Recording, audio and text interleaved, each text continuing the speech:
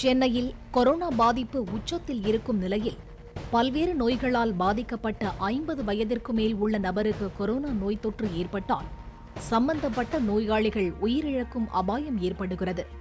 Corona பாதிப்பிற்குள்ளானவர்கள் பெரும்பாலும் மூச்சுத் திணறலால் அவதிப்பட்டு செயற்கை சுவாசம் பொருத்தப்பட்டு உயிரிழப்பதாக சுட்டிக்காட்டப்படும் நிலையில் கொரோனா நோய் தொற்றுக்குள்ளான சுவாச கோளாறு உள்ள நபர்களுக்கு முன்கூட்டியே தற்காத்துக் கொள்ளும் மூச்சு பயிற்சி அளிக்கப்பட்டு வருகிறது.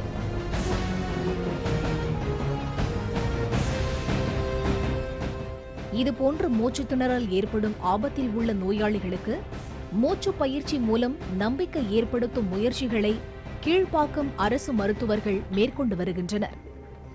மல்லாக்கப்படுத்து தூங்குவதை நம்மில் பலர் வழக்கமாக வைத்திருப்போம்.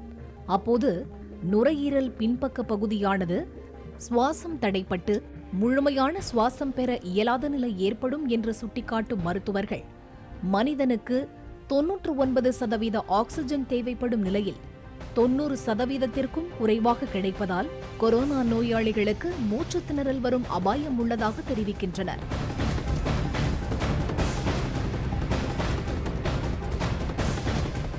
அதே நேரத்தில் கொரோனா பாதிப்பிற்குள்ளான நோயாளிகள் 4 மணி நேரத்திற்கு ஒருமுறை குப்புறப்படுத்து தூங்குவதும் இடது மற்றும் வலது புறம் ஒரு கழித்து படுத்து தூங்குவதும் அவர்களை மூச்சுத் திணறலில் இருந்து காப்பாற்றும் என்கின்றனர் மருத்துவர்கள்.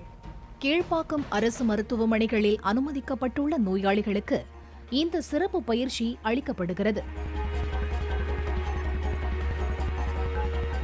அதேபோல சென்னையை பொறுத்தவரை சிறுநீரகம் பாதிக்கப்பட்ட நிலையில் டயாலிசிஸ் செய்து வரும் 62 பேர் கொரோனாவால் பாதிக்கப்பட்டு சிகிச்சையில் உள்ளனர்.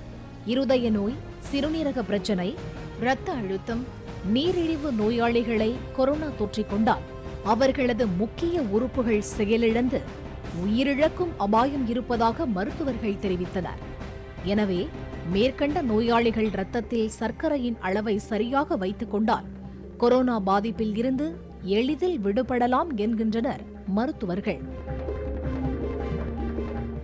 டயாலிசிஸ் நோயாளிகள் 102 வாகனத்தை அழைத்தால் போதும், அவர்களே வீட்டிற்கு வந்து அழைத்துச் சென்று மீண்டும் வீட்டிற்கு திரும்ப கொண்டு வந்து விடுவார்கள்.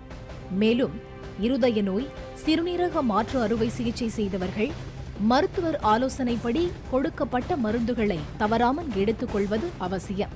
கொரோனா பரவாமல் இருக்க நம்மால் முடிந்த சமுதாய பங்களிப்பை ஒவ்வொருவரும் செய்தால் கொரோனா பரவலை எளிதாக தடுத்துவிடலாம். தனித்திருப்போம், கொரோனாவை தடுத்திடுவோம். பாலிமர் செய்திகளுக்காக ஒளிப்பதிவாளர் ராதாகிருஷ்ணனுடன் செய்தியாளர் வினோத்குமார்.